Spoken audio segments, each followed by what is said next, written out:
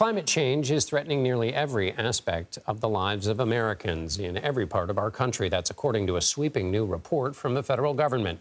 CBS News national and environmental correspondent Ben Tracy takes a closer look at some of the key takeaways.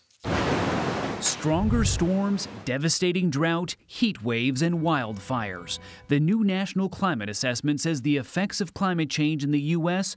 are now far-reaching and worsening. It's affecting Americans right now, no matter where they live. Climate scientist Kate Marvel worked on the assessment. Are we running out of time to avoid the worst impacts of climate change? We are the last generation that is really going to be able to make a meaningful difference in the outcome. In the U.S., there is now a $1 billion weather disaster on average every 3 weeks, compared to 3 per year in the 1980s, costing $150 billion. The report says U.S. greenhouse gas emissions, mainly from the burning of fossil fuels, are falling, but not quickly enough. Yet wind and solar power are rapidly expanding, now cheaper than burning coal. The future is very much in human hands, and our choices are really going to determine how hot it's going to get in the future.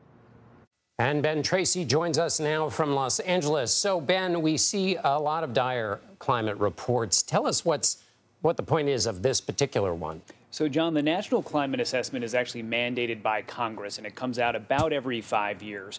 And this is compiled by several federal agencies with the input of hundreds of climate experts and climate scientists from around the country. And unlike a lot of the other climate reports that we see that really kind of tell you the state of climate change around the world, this is focused squarely on the United States. So this is about the risks, the impacts of climate change on the U.S., and it's basically used to inform planning not only at the federal level, but also at the state and local level in years to come. And the economic assessment that is included, what does it say on that front?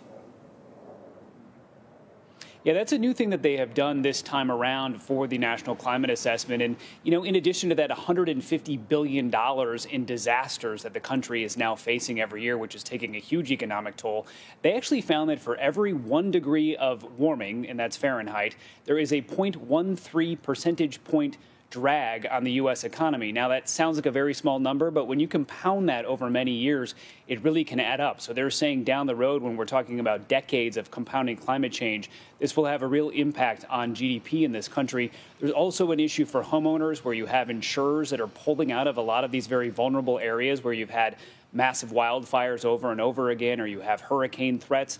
And so that is a real cost for homeowners. And some homeowners are worried about their property values dropping if they can't get insurance on their homes. And does the report include only these dire assessments, or is there a solutions tab people can turn to for a little comfort? It would be nice if it was as simple as a tab, but there is some good news in this report. There are solutions. I mean, the one big thing, job number one, is basically to move as quickly as we can off of fossil fuels into cleaner, renewable forms of energy, because fossil fuels are what are creating these greenhouse gas emissions. That is what is warming the planet. There was some great data in this report where they show that the costs of wind and solar power have dropped dramatically in the last decade. For wind power, it's a 70% drop in cost. For solar power, it's a 90% drop in cost. Those used to be real barriers to get over, and that those technologies were more expensive than burning coal or burning natural gas. And now it's actually cheaper. So the rapid deployment of renewable energy is a big solution here. It's a big weapon in the fight against climate change. Ben Tracy in Los Angeles. Thank you so much, Ben. Thanks, John.